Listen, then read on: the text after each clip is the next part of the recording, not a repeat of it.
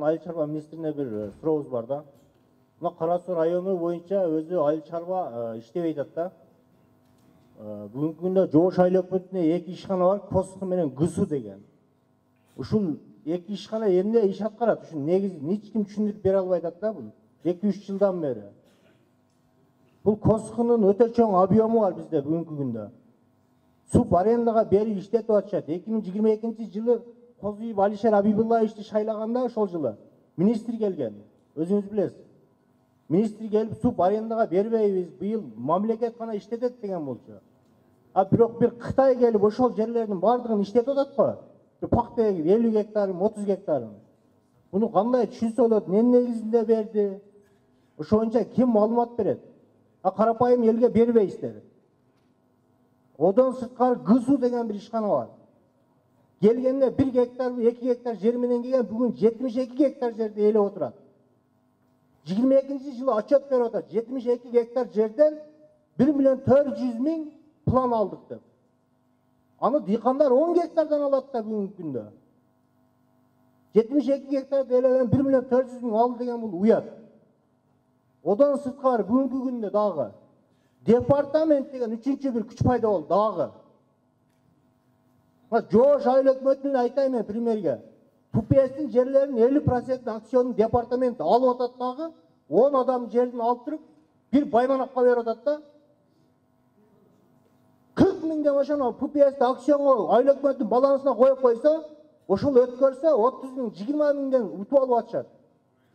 Бүгүнкү күндө департамент 17 миңден баа коюп туруп берип атат. Мунун эмнеси пайда бюджетке мисалы? Биздин көйгөй жер боюнча, основной жер боюнча да, эми жанагы сүйлөгөн бала биз кол чаптык го, эми туура айтты. Бир адамга 150-200 гектар бергенден көрө мына дыйкандарга аздан бөлүп берсе, ошону дагы акчасын төлөбөй, мына Данияр Төлөнүпкө кайрылып жүрүп акчаны төлөттүрдүк. Негизин алганда бул департаменттин иши, туурубу? Департамент өзү берди, өзү төлөтүш керек. Мен билбеймин деп мына Улук Кадыровпу ошол бол иштебей, болбосо өкмөткө бергиле да. 400 гектарга жакын жери бар, бирок конкреттүү үрөнү жок. Же болбосо элдерге субсидия кылып туруп берилген үрөнү жок. Булар жөнөкөй гана киоск болуп отурган. Анысы аныкталган, туура. Бирок булар сөз берген, мындан бул жагына толук кандуу мурдагы тартипте мыйзамда кандай жазылган болсо ошол боюнча иш алып барабыз деп сөз беришкен. Ал эми бүгүнкү күндө кандай болуп атат? Менин кеңири маалыматым жок экен. Азыркы мына жаңы бак тергешүүчү өз көзөмөлүн алып, мен үрөнчүлүк чарбалар боюнча, ушул именно ГСУ боюнча дагы өз пикиримди айтканмын, жогорку трибунадан айтканмын, өзүм көзөмөлдөп турам. Буйруса, жакынкы күндөрдө дагы толук кандуу кайрадан выездной заседание кылып туруп келип кеткенге аракет жасайт. Администрация президенттин демилгеси менен биздин да жер суу көзөмөл кызматынын демилгеси менен азыр 7 область боюнча ушу 309-токтомдун берилиши кандай мыйзамдуу берилип атат, мыйзамсыз берилип атат, ошол боюнча комиссия ишин уже текшерип чыккан. Жыйынтыгы чыгат. Азыр 2 область калды, ошо 2 область бүткөндөн кийин бул Кара Сууну текшерип бүткөн, кимге берилди, кандай берилди деп. Жакын арада угасыңар да. Ошон үчүн кимди мындай жекече кайсы субъектке туура эмес берилди деген факттар болсо, бек калса, силер менен жазып алышып, силер даже регистрацияда кыласыз, онлайн регистрация кылып берем, ошону силер да контролдойсуңар да. Ошон үчүн факт тапып эметсек. Мисалы, маалымат жалпылап айтканда ар бир субъект боюнча сураныш өтүнүш силерден. Анан экинчи этап боюнча, урматтуу коллегалар, 309 боюнча бул азык-түлүк коопсуздугун сактоо боюнча деген сөздүн баарыңыздар эле угуп келатасың 21 жылдан бери декабрь айынан бери. Ошон үчүн мен силерге бир кыскача айтып коеюн. 309 өзүлөр силердин сунушуңардын негизинде башында билесиңер 75-25% менен бөлүнгөн. 75 айыл чарба министрлигинде өтсүн, 25 айыл өкмөттө калсын деген. Силер андан кийин сунуштарды бергенсиңер, именно 50-50 кылып бергиле деп. Аны 50-50 кылып бөлүндү. Силердин сунуштардын негизинде, биз силердин сунуштардын негизинде өзгөртүү киргизип атабыз да, ошон үчүн айтам. Мен жалпылап айтып атам. Андан сырткары силер суроолорду бергенсиңер, жанагы пайыздык аренда акысын 20-30 деген өтө кымбат болуп атат деп, силердин Кара Суу районунан келген каттар, официалдык каттар бар бизде. Ошону деген аренда акысына төмөндөткүлө деп, ошонусу төмөндөттүк. Бирок бул жалпылап айткан боюнча, ошон үчүн урматтуу коллегалар, мындай кылсак, семхоз, племхоздор уже алып бүткөн жерлердин бар. өзүңөр билесиңер. Азыр эң негизги багыт кандай болот, алар кандай иштейт, асыл тукум малды чыгарып атабы, жакшы сапаттуу үрөнү чыгарып атабы, ал экинчи маселе. Ал боюнча деген башка комиссия иштейт.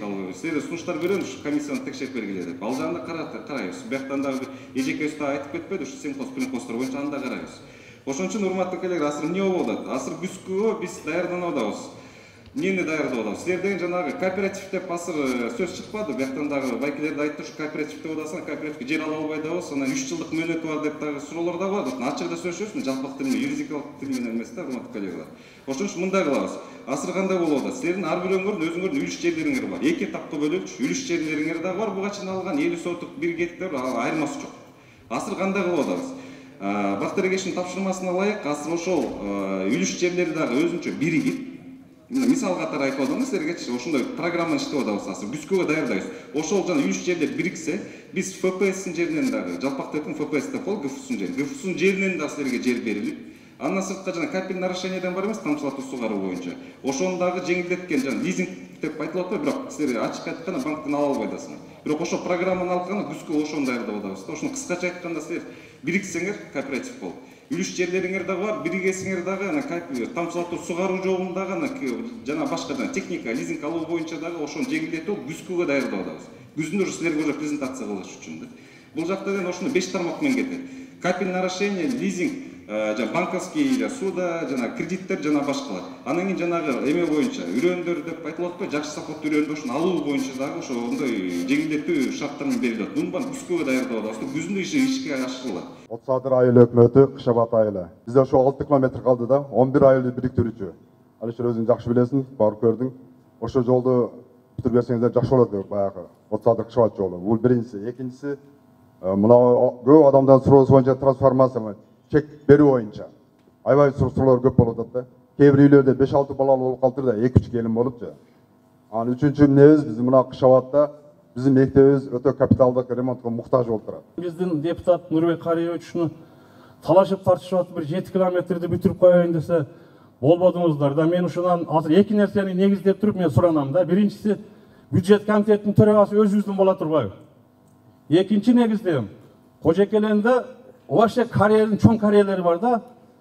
Ошо буластын даже мен Баткен, Жалал Абадка да тарткандарын билем да, ошол жерде көмүрдүчү.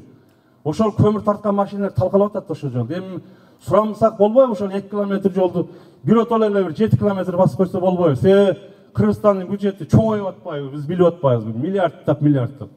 Ошону силерден депутаттар суранам мен силерден. Транспорт министрлигине айтып бир жардам берип койсоңуздар. Отсадыр Кара Суу жолунда 3 километр асфальт басылды дедиңиз. Кайерде басылды? Так билесизби? Кайсы жер асфальт болду? Отсадыр Кара Суу болду го тиги. Кайсы жер? Жок. Балкышыга Отсадыр кетпейт. Болду быйыл. Кайер? 23 жыл болду. Жок, так адресин айтсаңыз кайсы жер? Кайсы айылга чектешет? Сабай айыл алга карабайт да, Отсадыр Кара Суу жол кайер? Билесиңерби? Кара Суу жолда ошол Мен жооп берип коеюн.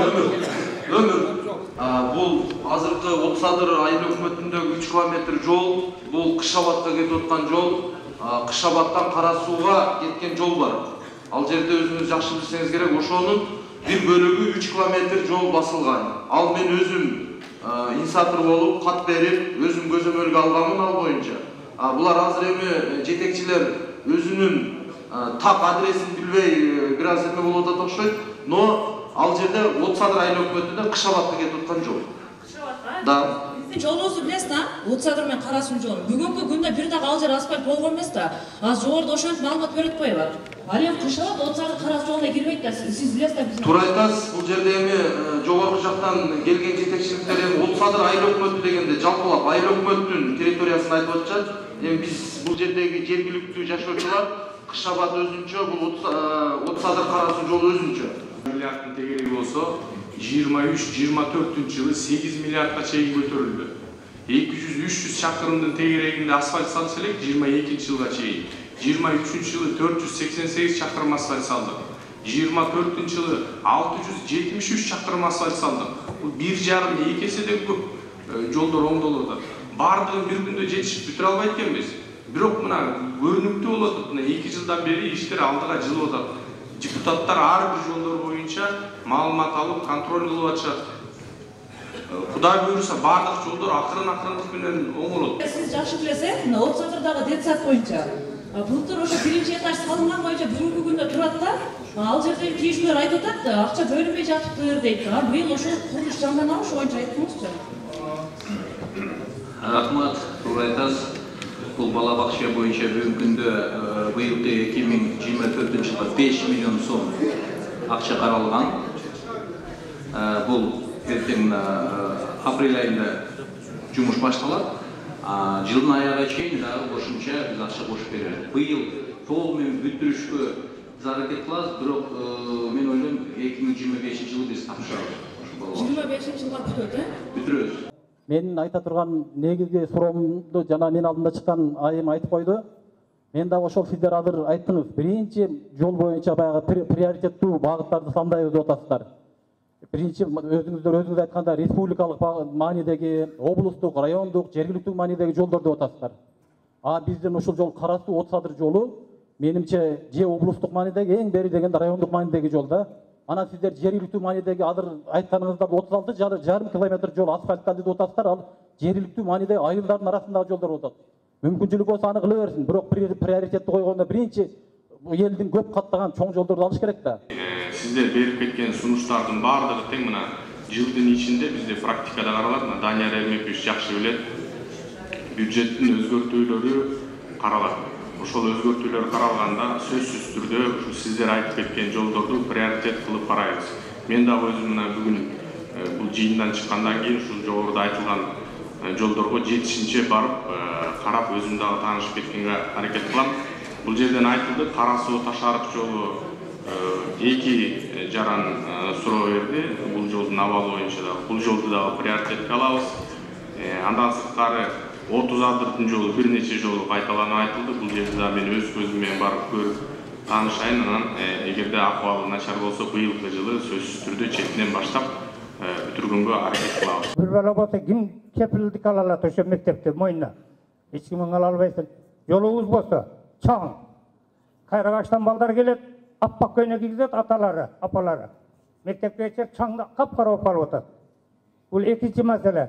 Үчүнчү маселеси милиция түшүп амалсаң да урушмалда Германия концлагерлерге суу берип атат. Биздин айылга вообще суу бербей койду. Ичкенге суу жок, водопроводубуз жок, таза суу жок, каналда суу жок. Чыланы малам ичет, эшегам ичет, адамам ичет. Мында ойлогула да айыл 2000 ашты адам бар. Азыр айылдагылар мени жөнөттү, барып айтың, аса калды. Шуну бир ким мойнуна алып, ким жооп бере алат шуну? Мектепти мына Данияр сен жакшы билет, да иним. Шипаң азыр. Шипаңда ата-энелер өзүбүз чогултуп, пул тикелады кишини улап. Райондук өнүктүрүү фондунун акчасын көбөйтүп берсеңиздер суммасын. Себеби проекттер көп, проекттерди бөлүп иштери бөлүнүп калып атат да. Мисалы 22 жылда башталган проект азыр мына экинчи транш менен өтөт. Үчүнчү траншы кийинки жылга калып кетип атат да. Мисалы крытый мини футбольный площадка. Биринчи траншы бүткөн, темирлери коюлду. Экинчи траншында мисалы үстү жабылат экен дагы, кийинки жылга анан сетка тозулат. Ага чекти бул жерде эшек аттар байланат да, мындайча айткандачы. Сайыз учурунда Таластаны мектепке ылайыкташтырылган эмес. Спорт залы жок, ашкана жок. Бүгүнкү күндө калктын санынын өсүшү менен окуучулардын саны көбөйүп, биз 3 сменде окуп жатабыз, начальник класстар. Ашкананын жарымын бөлүп тосуп класс кылып ажыратып бердим. Компьютерди класста дагы ошентип атабыз. Библиотекага жылдырып, кысылып, библиотеканы окуп атабыз да, өз ошол жерделер класс кылып 3 сменде. Ушу мектептин курулушуна жаңы мектептин жери ажыратылган, трансформация иштери бүтүрүлгөн бардыгы. Титулный тизмеге да киргизилген. Эмне себептен ошол курулуш бүгүнкү күнгө чейин башталбай жатат? 2023 жылы курулуучу мектептердин тизмесине кирген. Биздин 60 жылдан бери күтүп аткан мектебибиз быйылкы жылы 100 мектептин ичине кирип бүтөт деген сүйүнүчтө күтүп турат элек. Бирок азыр кире элекпиз, анткени бүт элек иштерибиз бар. Мына ноябрь айынан бери кыймылдай элек, азыр жылыш боло элек. Башбулак айылындагы Татына балдар бакчасынын капремонту жана Талдык айылындагы Сулайманов атындагы орто мектебинин капиталдык ремонтун өткөрүү боюнча макулдашып келишкен.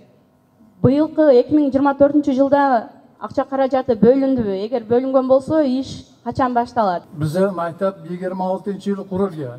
Mana shundan beri mana 2018 yılı bütün takimiyatlar arqali berganmiz. Shundan beri nima qiladi buni Doniyor bergan bo'ladi. Mana endi hozir Alisher Ko'zboyev ham xabardor bo'ldi. Bundan endi mana shu qurilishimiz qanday bo'ldi, belgi budjetga kirdimi? Endi shahardagi eng eski maktabdan bittasi. 23 yılı to'lig'i 19 milliardga yaqin budjetdan qarajat bölünген. Oşonun 19 milyarddan 8 milyarddan aşığı uşu kapitaldık salımlar soç obyektlerге bölüngönler. Bıyılkı emi hazır men bilişim boyunca 2-3 milyarddan başladı. Mындайча айтканда бүгүн бүттү, быйылкыга мына кирбей калды, жакча бөлүнбөй калды дегендер узак болгула. Себеби май айында biz үнөмдөлгөн, ашча түшкөн акчаларды кайра бюджетке отурсаңга булар бюджеттин өзгөрүшүн алып келет.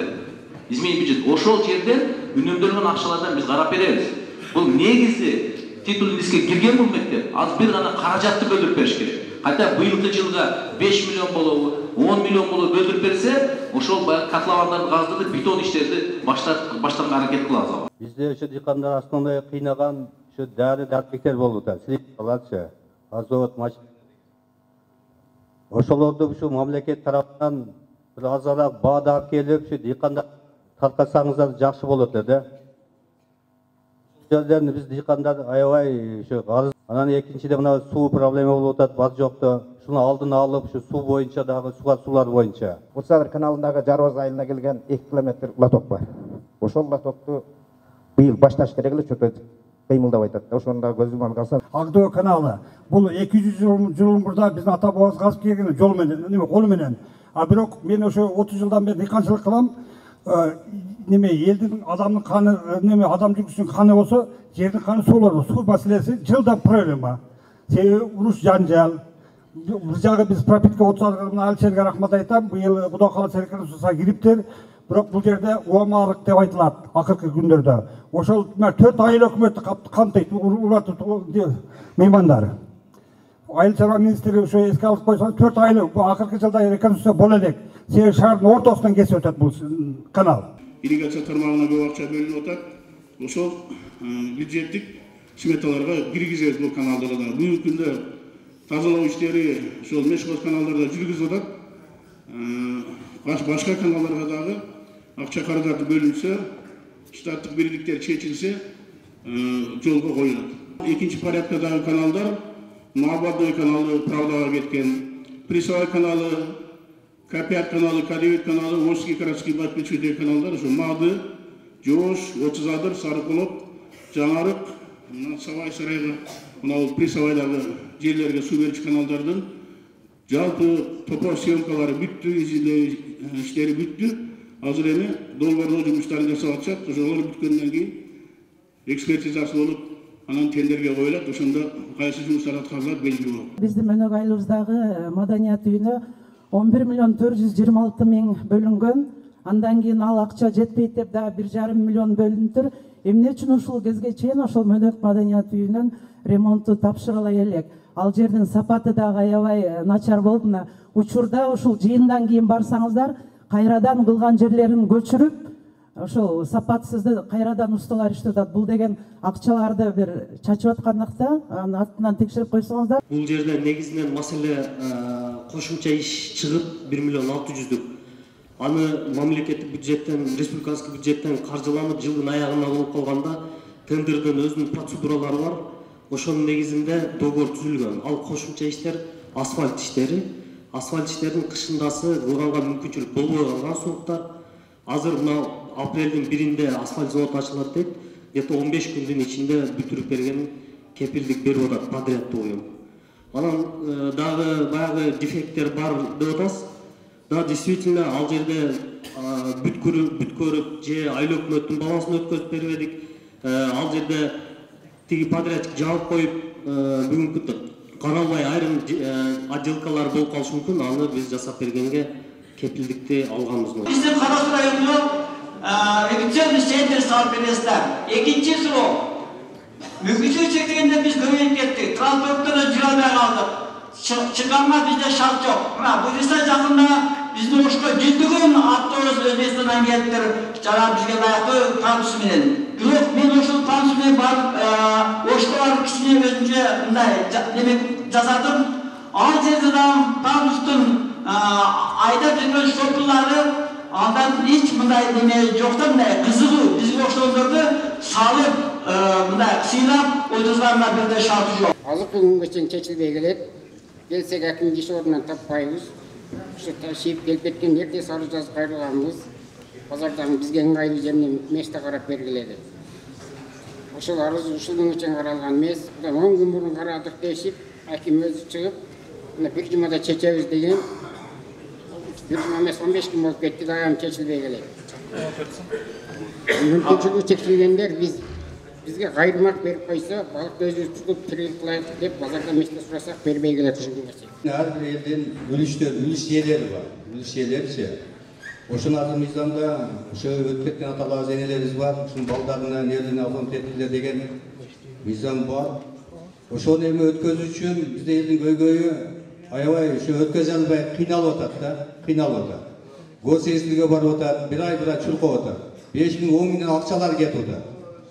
Oşunu her bir Go8'ten ve aktivitelerden bu, Lataris'ten ve neler olsa, yetekçiler olsa, aylık kötürge varıp durup, bildiğin şu hadislerin jödönsü, oşa жерden kabul alsa, şu elge жақсы болмауы da. Ayağı şunu suran olta değildi. Şu Go8'den bir karap keçmeseniz жақсы olurdu. Ayağı aktivite katışır, bir saatten aşıp sıralar verildi. Şimdi aytқанда мына жүректен шыққан büyükü реалдуу көйгөйлөрдү айтып кеттиңиздер. Эми айтсак, өз негизи өзүңөргө белгилүү болгондой, Кара Суу районунун 6 депутат болуп бар элек. Мына бүгүн 3 депутат калды. Бул Алишер Абибуллаевич Козоев, мен жана Алимбеков Нурбек Карыевич. Нурбек Карыевич бүгүнкү күндө умрага келген экен. Биз менен телефондон байланыштык. Биз просто бүгүнкү датаны менен сүйлөшүп алган экенбиз. Sizlerge varmamıza çok salam aytты. Şol жерден өзүнүн намаздарында мен бошуп кетем. Менин атыман çok salam айтыңыздар деп саламын айтып берди. Келгенде албетте келип силер менен өзүнчө бир жолугушуп кетем деп. Эми урматтуу туугандар, негизи айтсак, бүгүнкү күндө аксакалдар туура маселени көтөрдү. Мына биз угуп атабыз, акча көп түшүп атат, каражат бизде көбөйүп атат. Туура бүгүнкү күндө тарыхта болуп калган нерсе, biz birinci жолу бюджетибизди профицитмен бекиттик. Мындайча айтканда, киреше менен. Ошондуктан бүгүнкү күндө биз эмнеге көтөрүп атасыздар, ошо капиталдык салымдар беренесине акчалар түшүп атат деп. Эми туура түшүнүңүздөр, урматтуу туугандар, мына кечегинде 90 депутаттан өкмөткө кайрылуу жасаганда бардык ошо элдерден келген, ошол эле таза суу, ошол эле ирригация, ошол эле мектептер, ошол эле бала бакчалар, ошол эле спорт салалар боюнча биз эсептеп чыкканда 50 миллиард сом керек экен. Биз ошону токтоо менен бердик өкмөткө. Кабинет министрлердин төрагасы карап чыгып, биз жылына азыр биринчи жолу тарта 18 миллиардка чыгардык. Эми Куда қаласа, ошо жылдын аягында дагы биз каражаттар көбөйсө, 20-25 миллиардка чыгарабыз, бирок 50 миллиардка чыгарабыз. Быйылкы жылда биз чыгара албайбыз деп. Бул эмне? Бул ушу муктаждыгы бизде көп, чоң. Бирок биз бир жерде туруп айтабыз, жылыш бар. Мына өзүңөргө белгилүү болгондой, бюджет толуп атат, ашыгы менен толуп атат. Курскандар мына кусуп атат бүгүнкү күндө. Баарыбыз көп болуп атабыз, бирок туура айтасыз, баарына жетиш кыйын болуп атат. Мына 23 менен 22 жылды караса, негизги бюджеттин капиталдык салымдарына жол болобу, социалдык объекттер болобу, бул Ош, Жалаба жана Баткен областына көп бөлүнүп тур. Аны туура түшүнүш керек. Биз кечегинде жол карап чыктык. Быйыл эми ошону тегиз бөлөлү баарыбызга деп азыр кеңешип, сүйлөшүп, ушуну алып кетип атабыз. Бирок силер азыр көтөргөн маселелер боюнча бул ушун боюнча калбайт. Эч болосо кандайдыр бир бөлүгүнү биз быйылкы 24-чү бюджеттин жылдын аягына чейин эч болосо баштап коюуга биз аракет кылабыз. Айтылды калды деген болбойт. Эми толук айтылган нерсени биз киргизе албайбыз, бирок ошону кандайдыр негизги бөлүгүн биз киргизебиз. Бизде бүгүнкү күндө Кемчилик эмнеде болуп атат?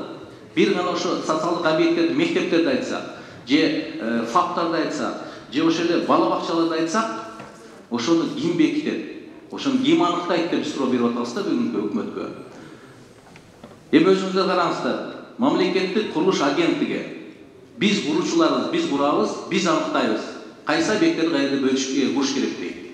Бул жактан каржы министрлиги чыгат. Акчаң болбосо каяктан курасың? Каржы министрлиги биз акча берсе курулат да, биз курабыз, биз аныктайбыз. Кайерде эмнени куруш керек деп. Биз айтып атабыз, балдардын билим канасыны, мектептерди билим берүү министрлиги аныкташ керек.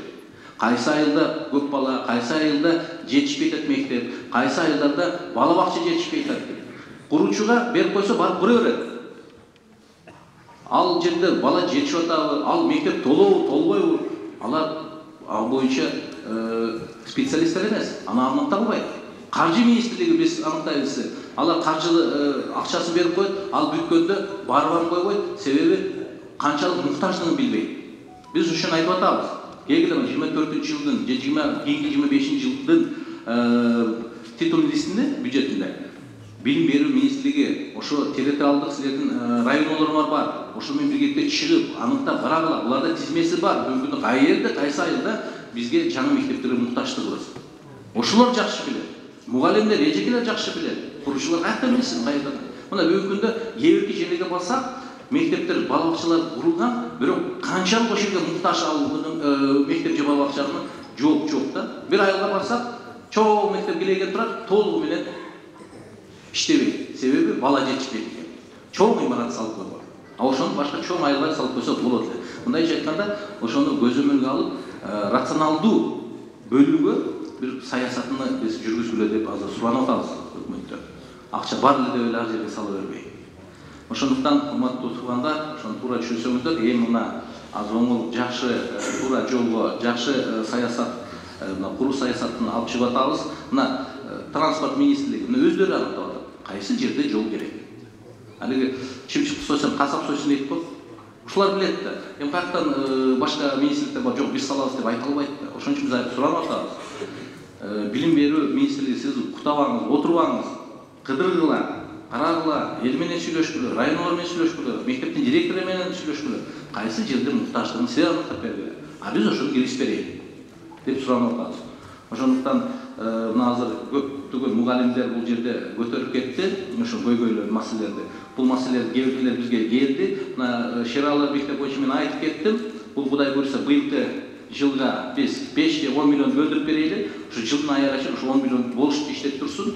А кийинки жылы биз көбөйтүп берели. Эч болбосо бетон дубалын көтөрүп койлук. Бул боюнча айылыбыздан аябай көп кат келип түшкөн. Мына кечээ бөлүштүрүп атканда, чын айтканда 3 миллиард эле бөлдүрүп бердик. Жылдын аягына чейин 6 миллиард бөлөбүз, ошонун ичинде кандайдыр бир бөлүгүн карап беребиз. Анан Хафиз Турсунов мектеби боюнча бул жерде айтып кетишпеди. Бул шаар, Караш шаарынын территориясында турат.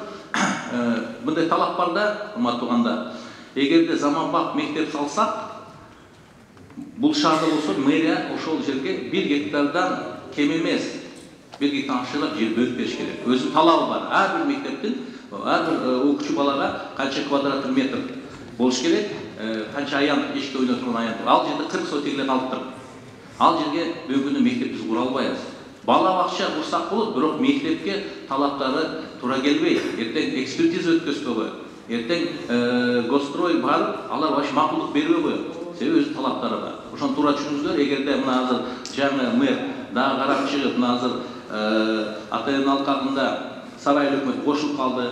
Анан мына Кемпирабадтын мына жер алмаштыруу боюнча бизде 24 гектар жер Карасуу шаарына тийип атат. Эми жакын аныктап берсе, ошол жерден кандайдыр бир 10-15 гектар социалдык объектке бөлүп берип, ошол жерден бир сизге жер бөлүп берсе, ошол жерде биз салсак болот. Себеби 40 сотик жерге биз азыр салып алган менен эртең ал эч кандай талаптарга жооп бербейт. Жоопсуз калып калды эле, мен ошон үчүн айтып кеттим. Белки көмүр боюнча аны аягында биз аким орун басарынан сурандык. Себеби жергиликтүү сессияда жооптусуз, ошол боюнча сиз аягында мэр жооп берип койгула жарандыкка.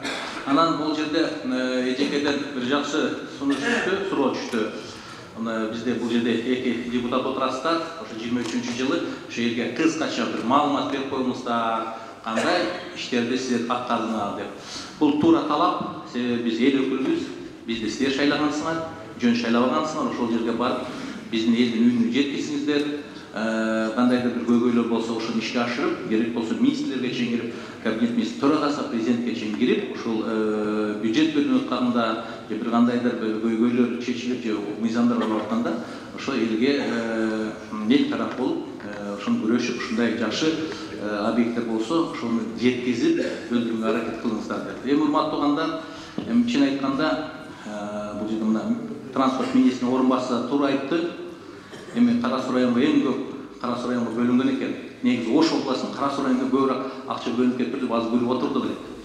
Чын айтканда биз капа болсок болот. Башка район областтардан караганда Ош областына, ошонун ичинде Кара Суу районуна жакшы көңүл бурулду. Мына 23-жылы караганда биз мына Сабай эл өкмөтүнүн бир гана Сабай эл өкмөтүндө 3 под сарай 1 жылдын ичинде ачылды. Себеби bizde bayağı kod yaparız, казначейский обязательства деп булар 100% акчаны банка коюп берет, ошол кагында булар кылган жумушуна ылайык акчаларды алып куруп берет. Мына азыр бир жылда бүтүргөн нерселер ошолор болду. Жана мына Нариман айылында 120 метрлик бала бакча былтыр келип, Кудай буйрса, быйылкы жылдын аягына чейин ошондо кова киргизип бүтүрөбүз. Ключун тапшырабыз деп жакшы ойдо турабыз. Былтыр 4 айдын içinde Кара Суу шаарында 3 километр асфальт жолду биз бастырып бердик. Андан тышкары былтыр келген Лейли мектебинин кошумча корпусу 504 окуучу окуй турган 108 миллионго тендер өттү, 24-жылда өтүп калды. Бул переходящий болуп калды. Мына азыр котлован казып, капсула салабыз деп азыр мына турушат. Андан тышкары айтып кетсек, эң жакшы нерсеси бизде мына Сабай эл өкмөтү менен Жаңарык айыл өкмөтүндө биз былтыр талашып, тартышып, себеби биздин президентибиз ушундай токтом чыгарган жарылып. Ушу Кемпирабад суу сактагычтын чек-арасында турган айыл өкмөттөргө компенсация төлөп берсин деп. Өзгөн районунан 6 айыл өкмөт келип, Кара Суу районуна алып келген экен. Ошону биз талашып, тартышып, Жаңарык айыл өкмөтүнө жылына 12 миллион сом республиканский бюджеттен компенсация катары бөлүнүп берип атат. Бүгүнкү күндө мына 23-жылдыкын алды, быйыл 24-жылдыкын алды. Жана Сабай эл өкмөтүнө. Себеби булар ошо Кемпирабад суу сактагычтын чек-арасында турган айылдар. Ошо Кемпирабаддын кесепетине мына көптөгөн закы тартып, мына жер түбүнөн суулар чыгып атат, барып билсеңер керек болсо керек. Ошо Жаңарык айыл өкмөтүнө жана мына Сабай эл өкмөтүнө. Ошолордун бүгүнкү күндө булардын бюджетине кошумча 12 миллион сом жыл сайын бөлүп берип атат. Бул деле ошол Кара Суу районунан шайланган депутаттардын жумушу ошол жерге барып, чыркырашып, ошону далилдеп, биз ошол нерсени бүгүнкү күндө мына бюджетиңерге чөп берип атабыз. Анан могул жерде жакшы айтып кетти, мен бир аты жазылбай калды. Кара Суу районунун өнүгүү фонду боюнча бүгүнкү күндө акчасы аябай аз, ошону көтөрүп бериңиз, көтөргөнгө жардам бериңиздер деп. Туура бүгүнкү күндө Кара Суу районунун өнүктүрүү фонду 24 миллион сом жана 4 миллион кошумча түшөт. Ошо менен 28 миллион сом Кара Суу району боюнча бунун өнүктүрүү фонду бар. Чын айтканда, Ош областынын бүгүнкү күндө өнүктүрүү фонду 50 миллион сом эле.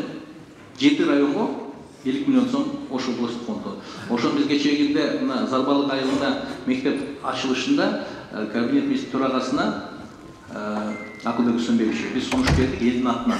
Ошо Ош областынын өнүгүү фондуну 500 миллион сомго көтөрүп бериңиз, биз жардам берели ошого депутаттар. Ошонун алкагында биз көптөгөн айыл жергесиндеги көйгөйлөрдү силерге кайрылбай эле чечип алайын деп суранганбыз.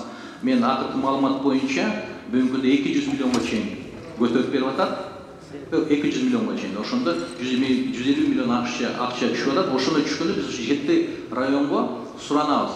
Эч болбосо 10 миллиондон ошондон кошуп бериңиздер. Эгер 28 болсо 38 болуп калсын. Же 40ка чейин чыгарып аракет кылабыз. Эми бир күндө эле биз 50-100ге чыга албайбыз, урматтуугандар. Эч болсо 10-15 миллиондон көтөрүп турсак жылына. Мен ойлойм көптөгөн ички өзүбүздүн майда көйгөйлөрүбүздү ошонун алкагында чечип алат элек. Кыскача маалымат ушул. Анан быйылкыга биз дагы 2 жаңы бала бакча киргиздик. Будай көрсө бир бала бакчанын уже тендерге жарыяланды, акчасы даяр. Экинчиси мынагы апрель аяктан майдын баштарында дагы өтөт. Ал дагы акчалары даяр. Бүгүнкү күндө буну биз кармап турабыз. Кудай буйруса, быйылкы 24-жыл эле мен ойлойм бир 10го болбосо бир 7-8 жаңы соцобъекттер киргизгенге биз аракеттенебиз. Эми кыска маалымат ушул. Эгерде суроолор болсо, мен жооп бергенге даярмын. Тажрыйбамдагы мен барып жумуш аткарган, коллегалар менен биргеликте аткарган жумуш менен ага чейинки аткарылган жумуштарды салыштырып көргөндө, ошол эле соц объектилер болобу, жол болобу, кандай маселе болбосун, бир топ алдыга жылуу бар деп мен конкреттүү түрдө айта алам. Себеби мен өзүм мана себепчи болуп, ушул мектептер, жолдор боюнча бардыгыңыздар күбө болуп атасыздар ошол боюнча. Ошондой эле азыркы жеринде жооп беришти. Үстүртөн 1-2 атап кетсек, мисалы биринчи кезекте ушул биздин эми көбүнчө айыл чарба багытында болгону дыйкандар. Минудобрение боюнча айтып атасыздар. Эми ал чечиле турган маселе, себеби базарларда турат. Эми акчасы боюнча бир аз маселе болушу мүмкүн, эми ал дагы күнүмдүк жашоо тиричиликке жараша. Ошондой эле эң көйгөйлүү маселелердин бирөөсү болгон, биз Кудайга шүгүр дешибиз керек, ушул Кара Суу району дагы бир айылга толукталып, сыртта эксклав болуп калып калган, мисалы барак анклавын алып чыгып атабыз. Ошол азыр айтып кетти бул жерде төрага. Барак анклавындагы ошол жерде аларга дагы шартын түшүнүшүбүз керек. 30 жылдан бери бир конкреттүү бир жашоо жок эле. Эки тарапта чачырап жүрүштү эле. Азыр эми ошо өзүнүн эски айылын көчүрүп чыгып атат. МЧС кызматкерлери менен дагы суранып кетебиз. Жеринен техниканы көбүрөөк ошол жака жумшап, айтылган убакытта алып чыгып кеткенге жардам берип койсоңуздар. Мен дагы суранып кетем сиздерден. Экинчи маселе эми биз эл өкүлү болгондон кийин, урматтуу туугандар, биз да жалпак сөз менен эле сүйлөшөлү. Бардык нерсе ачыкталат экен, бардык нерсе угулат экен. Бул жерде айыл өкмөт башчылары отурасыздар, мекеме ишкананын жетекчилери отурасыздар, кол алдыңыздар да иштеген, жөнөкөй жарандар менен иштеген, мектеп мугалимдер, мектеп директорлордон айтылган сөздөр ата-энелерге, жөнөкөй жарандарга, дыйкандарга жетип, ар бир айтылып аткан нерсе бизге жетип атат. Ошон үчүн эми азыркы күндө, акыркы жылдарда, акыркы айларда көрүп атасыздар, мамлекетибиз ушундай алдыга жылуу максатында, коррупция менен күрөшүү максатында, жемкорлукту токтотуу максатында бир топ иштер жүрүп атат. Ошонун катарында мен дагы эскертип суранып кетет элем, эми мурдагы эски системаны калтырсак, коррупцияга кичине өзүбүздөн баштасак, канчалаган ата-энелер, канчалаган жөнөкөй жашоочулар болгон нерсени айтып келип атышат, дагы бүгүнкү күндө ошол коррупция токтобой келип атат. Биринчи кезекте жөнөкөй жарандар өзүбүз күнөөлүүбүз ошол айткан суммасын бергенге. Түздөн түз жетекчилердин дагы ошол түрткү болуп атат. Эми азыр бүгүн болбосо эртеңки күнү дагы укук коргоо органдарынын колуна түшүп, дагы бир көйгөй болбосун. Кечээ күнү эле мисалы баягы күнү айттык эле, мектеп директорлордон акча чогултуш боюнча. Бул жерде ошол боюнча кандай чаралар болду, укук коргоо органдары кандай иш-чара жүргүзүштү, факт турат колунда, акты менен чогултуп атат. Ошолор боюнча дагы бир иш жүргүзсөк туугандар. Ошондой эле биз эми эл өкүлү болгондон кийин түзмө-түз ар бир кыймыл 1000 сом болобу, 50 000 сом болобу, мынага мынча акча берип атат, мынага мынча акча сурап атат деп туруп кайрылып атчы.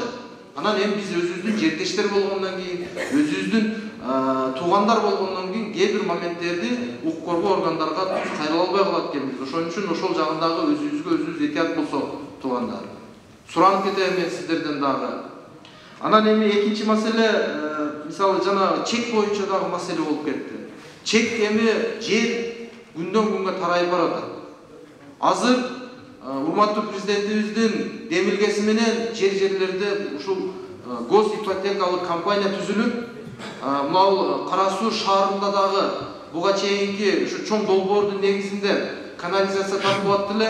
Мен ойлойм, бул азыр жаңы келген жаш, күчтүү патриот жетекчи жерлерди дайындап аткан болуш керек. Кудай кааласа, мына жакынкы айларда Кара Суу шаарына да келет гос ипотекалык компания. Кара Суу шаарларда дагы бийик кабаттуу үйлөрдү курабыз. Буюрса, мен эми айтайын дегеним, чекке болгон маселени эми жайылбай жогору карап кетишибиз керек.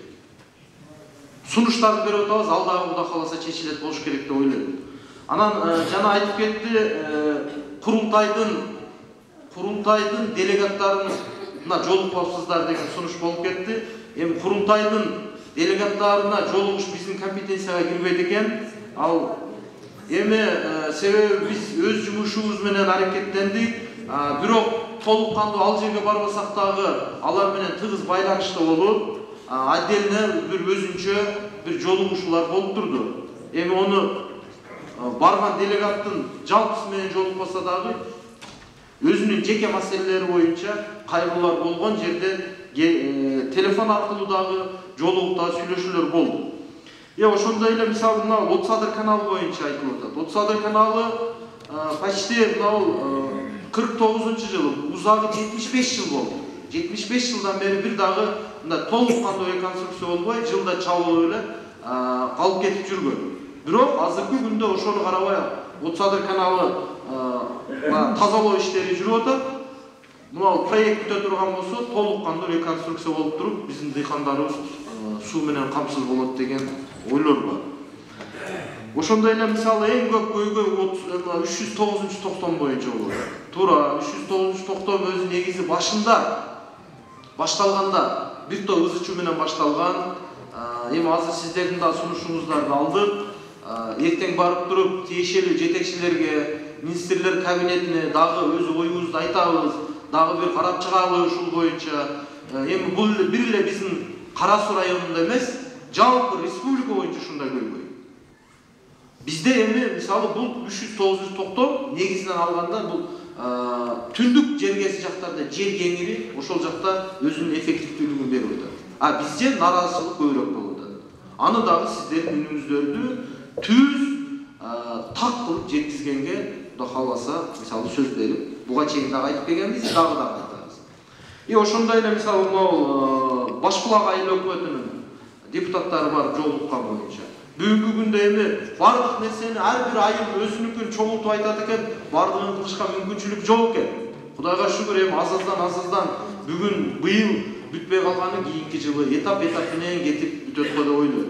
Эң главный Башбулак айыл өкмөтүндөгү борбордук мектеп деп сүйлөшкөнбүз барганда. Бул жерде мисалы төрагаңыздар да отурат. Азыркы күндө ПСДсы жасалып атат. ПСДсына уже ал дагы кирген. Ошондой эле сиздерде турган ошол жана зданиялар боюнча.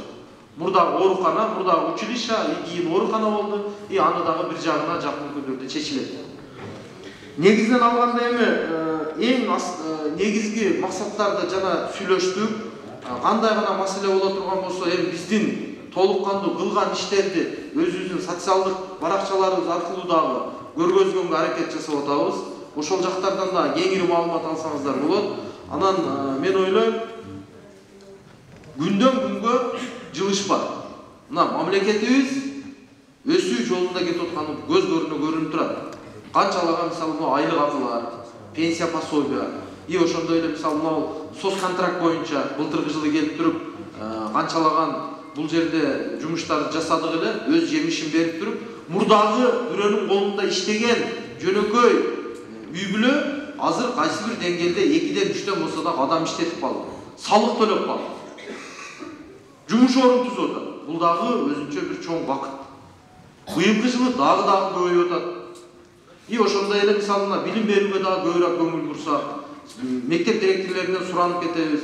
Башка мисалы райондорго атааңдашып, мисалы областтан биринчи орунга чыгып, ошондой эле мына алтын сертификат, алтын тамга боюнча көбүрөөк чыгарсак, ого ата-энелер дагы биз жардам берсек өзүбүздүн уул кыздарыбызга. Анан эми жолдорду айта турган болсок, мурда мисалы бир айыл өкмөттө 5 жыл, 10 жылга чейин 1 километр дагы жол салынбай турган болсо, азыр кээ бир айыл өкмөттөрдө мисалы 10 километрге чейин жолдор салынып атат. Ошол эле мисалы айта турган болсок, былтыркы эле жылы Акташ айыл өкмөтүндө 2 километрден ашык. Жоош айыл өкмөтүндө 3 километр, 6 километр. Ошондой эле Отсадырда 3 километр, Мадыда 3 километр жолдор салынып атат, көз көрүнөт. Эми кээ бир нерсеге Кудайга шүгүр айтышыбыз керек. Мисалы сиздер дагы бир гана мисалы жаман жакты айтпай, жакшы ниет жарымыбыз. Биргелесек ушинтип бүтүрөбүз. Эми бардык нерсени сразу бүтүрүп жүргөнгө мүмкүнчүлүк жок экен. Ошол эле мисалы аткаруу бийлиги, Минтранс отурат, Минсельхоз отурат, мына МЧС отурат. Буларга деле рахмат айтышыбыз керек. Биздин айткан көйгөйлөрүбүздүн жок дегенде 70% чечилип атат. Анан эми негизи ушундай бир тупикке келип калган экенбиз, резко чыгып кетиш кыйын экен, азыздан. Мен ойлойм, акыркы бир 5 жылдык аралыгында азыркыга айтылгандай көйгөйлөр дагы чечилип, уже мындай чоң долбоорлор, чоң сунуштар, чоң производстволор, өндүрүштөр айтылат деген ойду айткым келет.